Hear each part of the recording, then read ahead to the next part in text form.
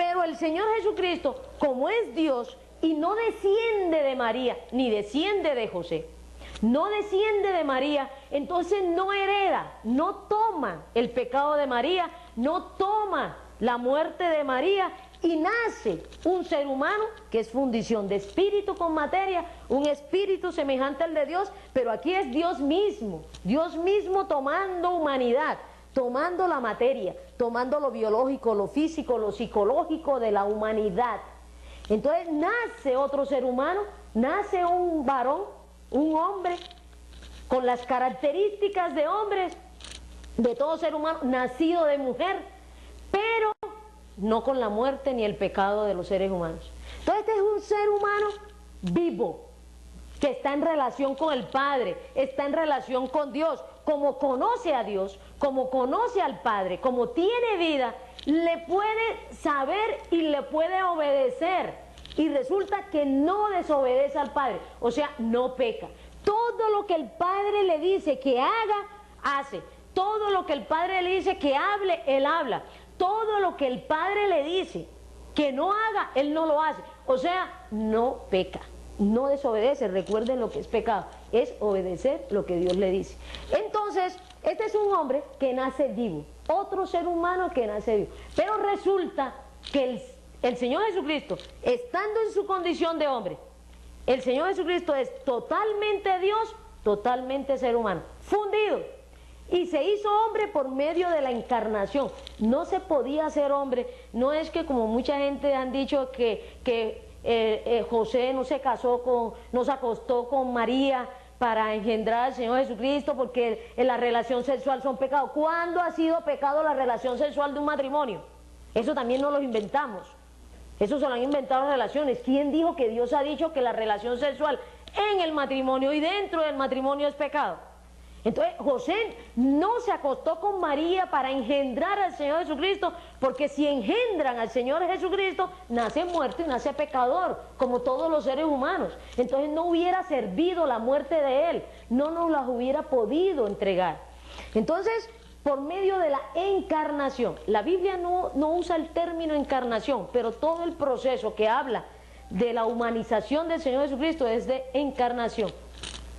Este hombre nace vivo, no nace pecador, obedece al Padre en todas las cosas que tiene que hacer y que no tiene que hacer, o sea, no peca.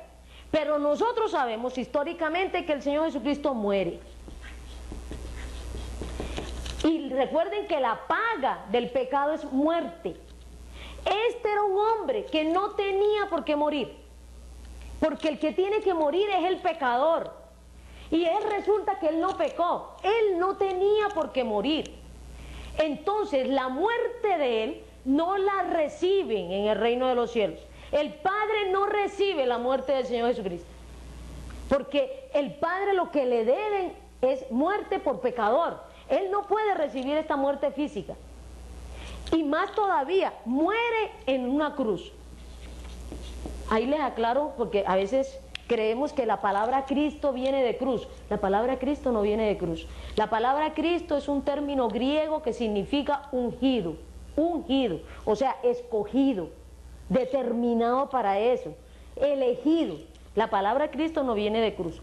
Entonces, el Señor Jesucristo muere en una cruz.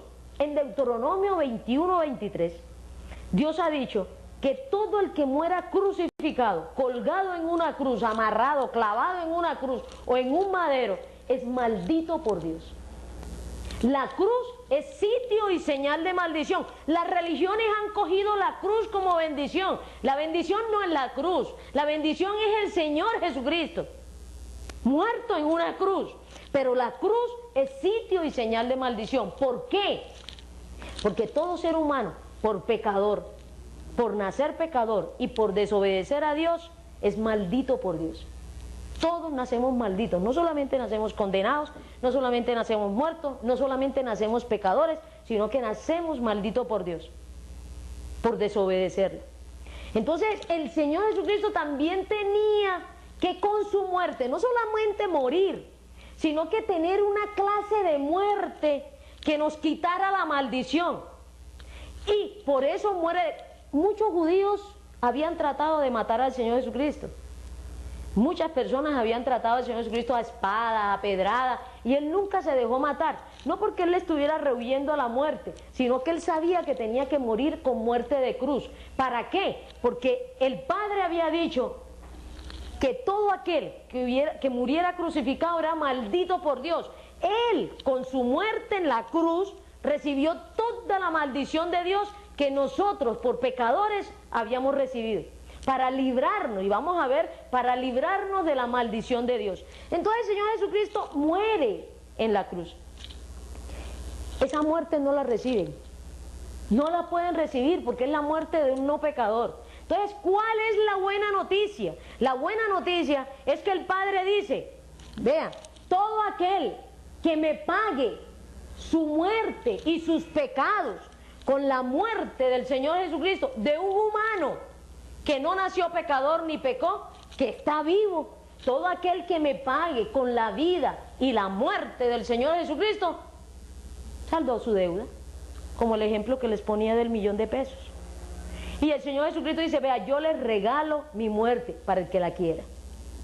Cada uno tiene que tomarla, cada uno tiene que tomar esa muerte de este Señor Jesucristo, de este Jesús, del Dios hecho hombre, porque no sirve otro. Porque si es un hombre común y corriente, entonces nació muerto y pecador.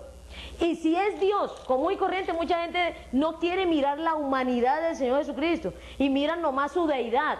Si yo nada más miro la deidad del Señor Jesucristo, no me sirve, porque estoy pagando, yo soy ser humano, no soy Dios, y yo tengo que pagar en la muerte mía y mis pecados como ser humano. Pero si yo lo veo solamente como hombre y no acepto que Él es Dios, que es la realidad, entonces tampoco me sirve ese Jesucristo, no me sirve ese Cristo. ¿Por qué? Porque si es solamente hombre, nació muerto y pecador, entonces no sirve para pagar mis pecados.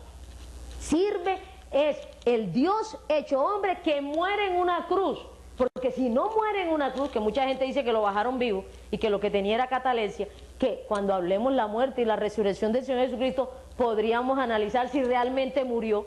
Entonces, que muere en una cruz, recibe la maldición del Padre y yo puedo pagar. Entonces, en Romanos 1, 16 y 17 dice, a todo aquel que pague sus pecados y su muerte con la muerte de este Señor Jesucristo, el Padre dice, cancelada la deuda, quedó en paz conmigo.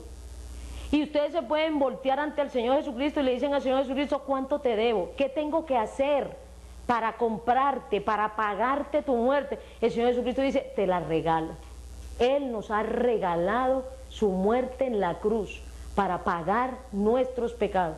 Todo ser humano que pague sus pecados, no lo podemos pagar con obras, porque no debemos obras, debemos es muerte. Muchas religiones se han inventado, la mayoría de las religiones se han inventado que el ser humano se tiene que... Las religiones son un camino para portarse bien, con la intención de agradar a Dios. Pero el ser humano muerto, ¿cómo va a portarse bien? En Romanos 3, 10 y 11 dice, no hay justo ni aún uno, no hay quien haga lo bueno, no hay ni siquiera uno, no hay quien busque a Dios, no hay ni siquiera uno, porque todos nacemos muertos y pecadores, no hay ni uno de nosotros que pueda portarse con relación con Dios, portarse bien. Ahora, Vilma, pero entonces el hecho de yo no haber matado, no haber yo robado, no haber fornicado, no, es que estás muerto. Hace muchos años un amigo, por estas desgracias, aún hasta por una confusión, terminó en la cárcel y yo lo tuve que ir a visitar allá en Cartagena.